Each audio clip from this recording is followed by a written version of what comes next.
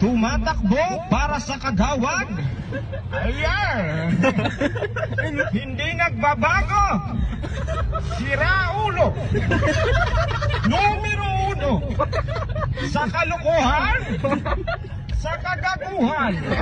Wala kang mapapala dito. Kaya bakit mo iboboto? Mga kababayan, sa darating na halalan, huwag niyo pong kalimutan ang aking pangalan at sisiguraduhin ko, ako man po ay mangungurakot, kayo po ay maaambulan.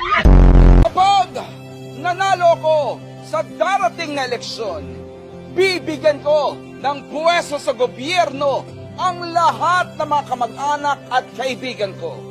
Dahil korap ako. Pero at least, honest ako. Sisiguraduhin ko pag ako ang nakaupo, bahay niyo ipapatiles ko. Lahat ng pango, bibigyan ng bagong ilong.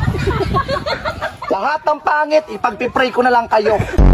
Kapag manalo ako sa eleksyon, mangungurakot ako ng pera ng bayan. Magnanakaw ako. Pero at least, honest ako.